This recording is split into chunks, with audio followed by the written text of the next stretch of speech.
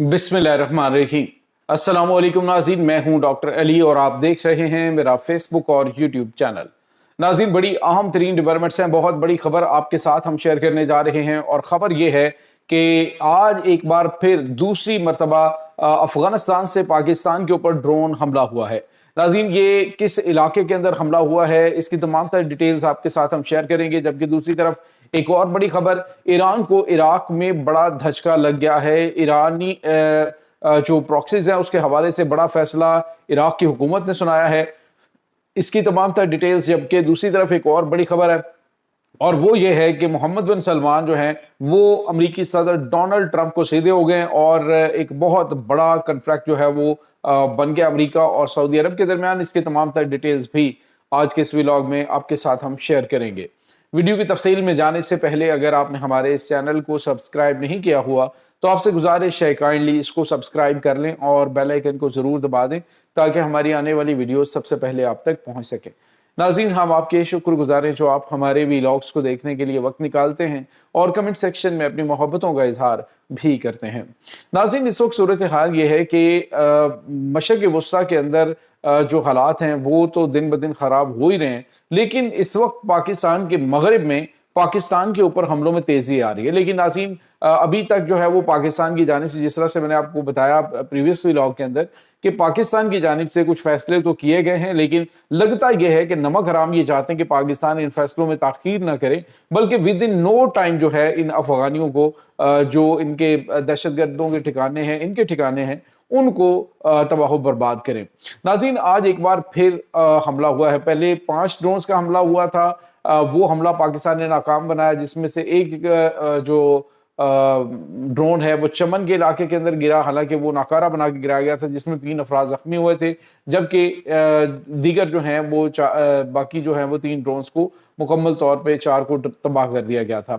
आज नाज़रीन एक और वाक़या पेश आया है और ये इस तरफ इशारा कर रहा है कि अफगानिस्तान से अब अफगानिस्तान जो है वो बड़ी तादाद में पाकिस्तान के खिलाफ दहशतगर्दाना कार्रवाइयों के साथ साथ एक बड़ी जंग छेड़ने की प्लानिंग कर रहा है।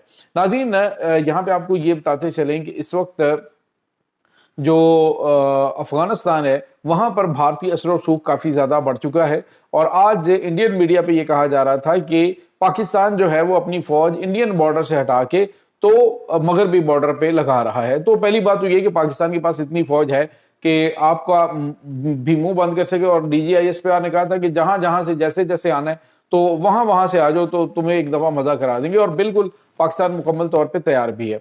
अब नाज़रीन, जो हमला हुआ है ये जिला खैबर के अंदर, खैबर पख्तूनख्वा में मुल्ला गौरी का इलाका है। मुल्ला गौरी के एरिया के अंदर एक ड्रोन जो है वो उसके जरिए हमला किया गया है। इसको इलेक्ट्रॉनिक वारफेयर के जरिए नाकारा बना के गिरा दिया गया है।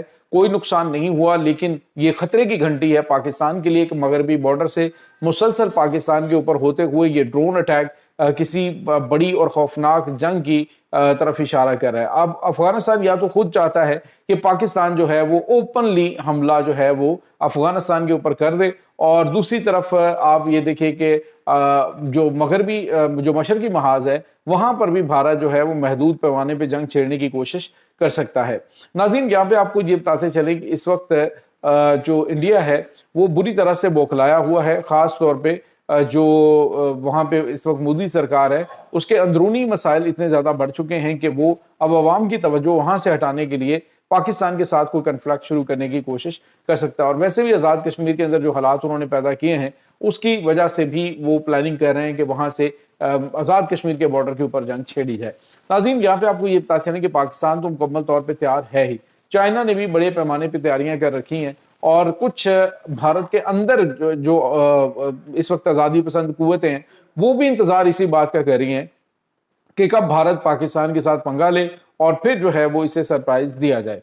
दूसरी तरफ नाज़रीन, एक और बड़ी और अहम खबर है और वो है इस वक्त मशरक़ वस्ता से। नाज़रीन, इराक में अभी रिसेंटली आपको पता है कि इराक के जो स्पीकर पार्लियामेंट है उनको पुरस्रार तौर पर गिरफ्तार किया गया। हालांकि जो इराक के अंदर है वो پرو ایران گورنمنٹ ہے، ایران کے جو ہے وہ حمایتی لوگ ہیں، لیکن اس وقت صورتحال یہ ہے کہ امریکہ کا جو دباؤ ہے وہاں پہ کافی زیادہ بڑھتا جا رہا ہے۔ امریکن فورسز کی وہاں پہ موومنٹ جو ہے وہ بہت غیر معمولی حد تک بڑھتی جا رہی ہیں، جس کے بعد ہمارے پاس جو اطلاعات آ رہی ہیں وہ یہ ہیں کہ ناظرین امریکہ کے پریشر پہ جو علی الزیدی ہیں، جو ان کے پرائم منسٹر ہیں، انہوں نے، عراق کے پرائم منسٹر نے کہا جی کہ فوری طور پہ یہ 20 ستمبر تک جو ہے وہ تمام کے تمام جو پرو ایران وہاں پہ جو گروپس ہیں وہ ہتھیار ڈال دیں، ہم انہیں ڈس آرم کر دیں گے۔ ناظرین یہی کچھ جو ہے وہ لبنان کے اندر کرنے کی امریکہ کوشش کر رہا ہے، لبنان گورنمنٹ کے تعاون سے۔ اب جو ہے وہ عراق کے اندر یہ کیا جا رہا ہے۔ عراق کے اندر ایران کی حمایت یافتہ جو تنظیمیں، اس میں ارشد الشعبی جو ہے وہ سب سے قابل ذکر ہے، اور کافی زیادہ وہ آپ یوں سمجھ لیجیے کہ ان کا پولیسنگ سسٹم سارا جو ہے ان کے کنٹرول میں ہے۔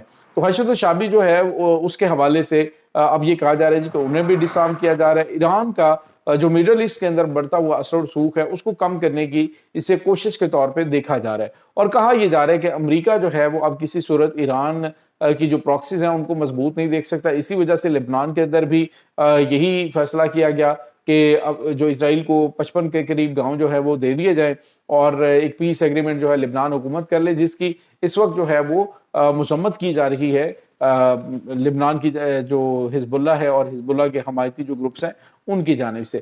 دوسری طرف ناظرین ایک اور بڑی اور اہم خبر مڈل ایسٹ کے حوالے سے یہ ہے، وہ ہے کہ امریکہ اب ایران کے خلاف دوبارہ صف بندیاں کر رہا ہے جنگ کرنے کے لیے، لیکن اب ہمارے پاس جو اطلاعات آ رہی ہیں، سعودی عرب نے اسٹریٹ فارورڈ کہہ دیا ہے کہ اب ہماری جو اڈے ہیں، جو ہمارے ایئر بیسز ہیں، ان کو امریکہ ایران کے خلاف استعمال نہیں کر سکتا۔